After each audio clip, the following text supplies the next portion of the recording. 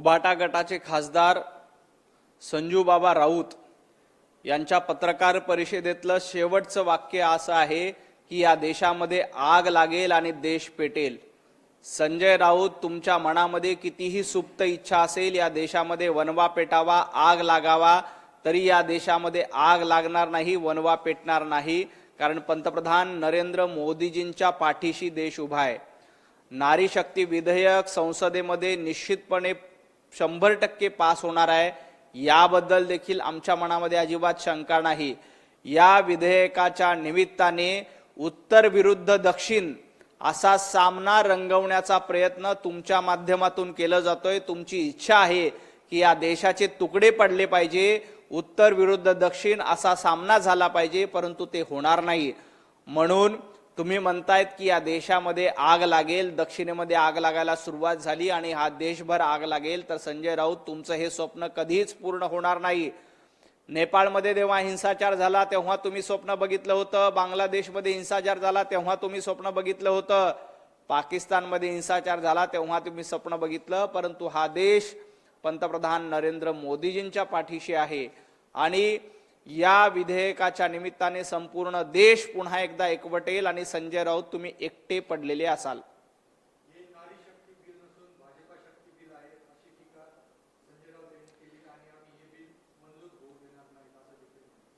हे नारी शक्ती विधेयक आहे, भाजपा शक्ती विधेयक नाही, तर भारत शक्ती विधेयक आहे। या विधेयकातनं आपल्या देशातील महिलांना एक सन्मानाचं स्थान मिळणार आहे।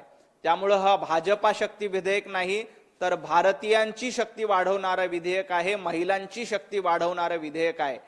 महिलांना लोकसभेमध्ये 33% आरक्षण मिळणार आहे आणि या निमित्ताने ज्या पद्धतीनं स्थानिक स्वराज्य संस्थांमध्ये महिला आपलं कर्तबगारी दाखवून देतात, अगदी तशाच पद्धतीनं आता संसदेमध्ये, लोकसभेमध्ये देखील महिला आपल्या कर्तृत्वानं आपला झेंडा उंचावू शकतील। संजय राऊत, तुम्ही या विधेयकाला का विरोध करताय? कारण तुम्हाला माहिती आहे की महिलांच्या हातामध्ये ताकद मिळाली तर आपल्या पक्षाचं काही खरं नाही। महिलांना शिवीगाळ करणं, महिलांबद्दल अपशब्द वापरणं हा संजय राऊतांचा धंदा झालाय आणि अशा पद्धतीनं महिलांचा अपमान करणाऱ्याला जनता धडा शिकवेल याची कल्पना संजय राऊत यांना आहे। त्यामुळं हे विधेयक पास होऊ नये, या विधेयकाच्या निमित्ताने महिलांचा सन्मान होऊ नये अशी संजय राऊतांची इच्छा आहे। संजय राऊतांचे हे मनसुबे आहेत, परंतु हे मनसुबे कधीही यशस्वी होणार नाहीत। संजय राऊत, तुम्ही कितीही जोर लावा, हे विधेयक पास होईल।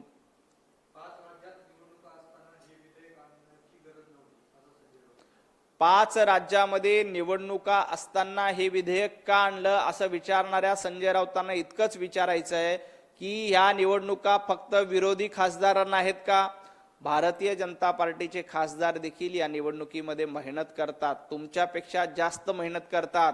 भाजपचे खासदार तुमच्यासारखं घरामध्ये बसून राहत नाहीत, तर सातत्यानं जनतेमध्ये जातात, लोकांमध्ये जातात। ते खासदार जर का या विधेयकासाठी संसदेमध्ये येऊ शकतात तर बाकीचे खासदार यायला काय प्रॉब्लेम आहे? त्यामुळे विनाकारण आपला पराभव होणार आहे हे लक्षात घेऊन, निवडणूक डोळ्यासमोर ठेवून हे विधेयक आणलं म्हणून आमचा पराभव झाला, पराभवाचं हे एक प्रकारे कारण शोधण्याचा प्रयत्न संजय राऊतांकडनं आणि विरोधकांकडनं केला जातोय।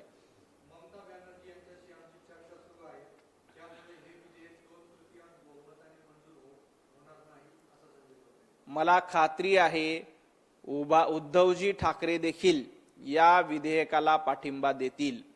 लोकसभेमध्ये उद्धवजी ठाकरे यांचे खासदार देखील या विधेयकाच्या बाजूने राहतील। संजय राऊत, लक्षात ठेवा, काँग्रेस असेल, विरोधक असेल, हे सगळे लोक या विधेयकाच्या बाजूने उभे राहतील आणि विधेयकाचं समर्थन करतील, कारण आपण महिला शक्तींना वंदन करण्यासाठीच हे विधेयक आणलंय। या विधेयकाच्या निमित्ताने महिलांना त्यांचे हक्क मिळणार आहेत, महिलांना संसदेमध्ये 33% प्रतिनिधित्व मिळणार आहे। त्यामुळे उद्धवजी ठाकरे आणि त्यांचा पक्ष देखील या विधेयकाला पाठिंबा देतील, काँग्रेस देखील या विधेयकाच्या समर्थनात भूमिका घेईल। संजय राऊत, आज लिहून घ्या, तुम्ही या विधेयकाच्या निमित्ताने पुन्हा एकदा तोंडावर आपटणार आहात, कारण तुमची कितीही इच्छा असेल की हे विधेयक पारित होऊ नये आणि या विधेयकाच्या निमित्ताने आपले मनसुबे पूर्ण करण्याची संजय राऊतांची इच्छा असेल, परंतु ती इच्छा पूर्ण होणार नाही. जनता, विरोधी खासदार हे सगळे या विधेयकाच्या बाजूने समर्थनात उभे राहतील.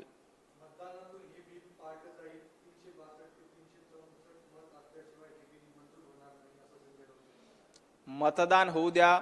संसदेमध्ये 2 दिवस चर्चा होईल. या चर्चेच्या निमित्ताने सर्व विरोधकांच्या शंका कुशंका दूर करण्याचं काम हे केंद्रीय गृहमंत्री अमित भाई शहा, पंतप्रधान नरेंद्र मोदींच्या माध्यमातून केलं जाईल. आणि एकदा ही भाषणं झाल्यानंतर विरोधकांच्याही लक्षात येईल की या विधेयकामुळे कशा पद्धतीने फायदा होईल. हा कुठला राजकीय अजेंडा नाहीये. राजकीय अजेंडा चालवण्यासाठी आपल्याकडे 365 दिवस शिल्लक आहेत. हा राजकीय अजेंड्याचा दिवस नाही, तर हा महिलांच्या सन्मानाचा अजेंडा आहे, महिलांच्या स्वाभिमानाचा अजेंडा आहे, महिलांच्या प्रतिनिधित्वाचा अजेंडा आहे. आणि त्यामुळं हा कुठल्या राजकीय पक्षाचा अजेंडा नाही.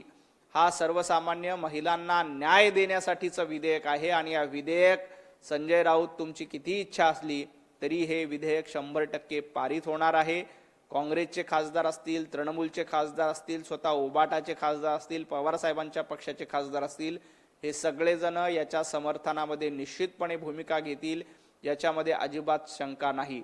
राहिला प्रश्न डिलिमिटेशनचा, तर डिलिमिटेशन हे घटनेच्या तरतुदीनुसार दर 30 वर्षानुसार होतं. त्या तरतुदीनुसारच डिलिमिटेशनचा निर्णय होणार आहे. आणि या डिलिमिटेशन बद्दल संजय राऊत सातत्याने शंका उपस्थित करतात की मतदारसंघ असे फोडले जातील, तसे फोडले जातील. अहो संजय राऊत, तुम्हाला स्वतःचा मतदारसंघ नाही. आपल्या संपूर्ण हयातीमध्ये साध्या महापालिकेच्या प्रभागामध्ये तुम्ही निवडणूक लढली नाही. ना विधानसभेची कधी निवडणूक लढली, ना लोकसभेची निवडणूक लढली. त्यामुळे तुम्ही मतदारसंघाची चिंता करू नका. ना उद्धवजी ठाकरे आजपर्यंत लोकसभेची निवडणूक लढले, त्यामुळे उद्धवजी ठाकरेंनाही लोकसभेच्या निवडणुकीची किंवा डिलिमिटेशनची चर्चा करायची गरज नाही. त्यामुळे त्यांनी डिलिमिटेशनची चिंता करू नये.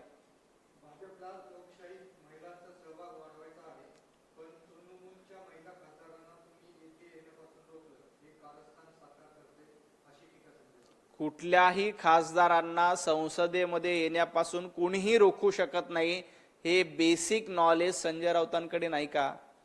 संजय राऊत आपली उचलली जीभ लावली टाळ्याला, मनाला येईल ती वायफळ बडबड करण्याचा धंदा तुमचा मागच्या 4-5 वर्षांपासून सुरू आहे. आपल्याला तोंडाला येईल ते बोलायचं. तृणमूलच्या खासदाराला भारतीय जनता पार्टी कसं काय रोखेल? उद्या तृणमूलचे खासदार त्या ठिकाणी येतील आणि विधेयकाच्या समर्थनात मतदान देतील. हे संजय राऊतांनी लक्षात ठेवावं. संजय राऊत, उद्धवजी ठाकरेंचे खासदार देखील या विधेयकाच्या समर्थनामध्ये मैदानात येणार आहेत आणि पाठिंबा देणार आहेत, हे लक्षात ठेवा. काँग्रेसचे खासदार देखील या विधेयकाला पाठिंबा देणार आहेत, हे लक्षात ठेवा. उद्या संजय राऊत या विधेयकाच्या निमित्ताने निश्चितपणे तोंडावर पडल्याशिवाय राहणार नाहीत.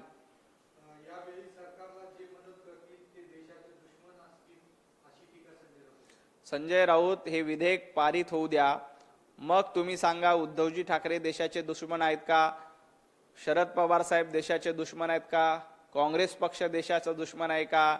आपल्या बाजूनी भूमिका घेतली नाही की लगेच देशद्रोही. हे धंदे बंद करा. गेल्या काही दिवसापासून तुम्हाला पाकिस्तानवर जास्त प्रेम आहे. पाकिस्तानमध्ये अशा पद्धतीचं विधेयक आलं असतं तर संजय राऊतांनी तातडीनं हे विधेयक संमत झालं पाहिजे यासाठी भूमिका मांडली असती. कारण पाकिस्तान धार्जिनी भूमिका घ्यायची, पाकिस्तानवर प्रेम करायचं, एवढाच धंदा संजय राऊतांना उरलेला आहे. त्यामुळं उद्या पाकिस्तानमध्ये अशा पद्धतीचं विधेयक आल्यानंतर पाकिस्तानच्या भूमिकेला संजय राऊत तातडीनं समर्थन देतील. परंतु आपल्या देशातील महिलांचा स्वाभिमान, सन्मान, त्यांचं प्रतिनिधित्व लोकसभेमध्ये वाढत असताना संजय राऊत झारीतले शुक्राचार्य बनण्याचा प्रयत्न करू नका. तुम्ही अशा पद्धतीनं या विधेयकाला विरोध करून झारीचे शुक्राचार्य बनण्याचा प्रयत्न केलात तर महिला तुम्हाला धडा शिकवल्याशिवाय राहणार नाहीत. खूप खूप धन्यवाद.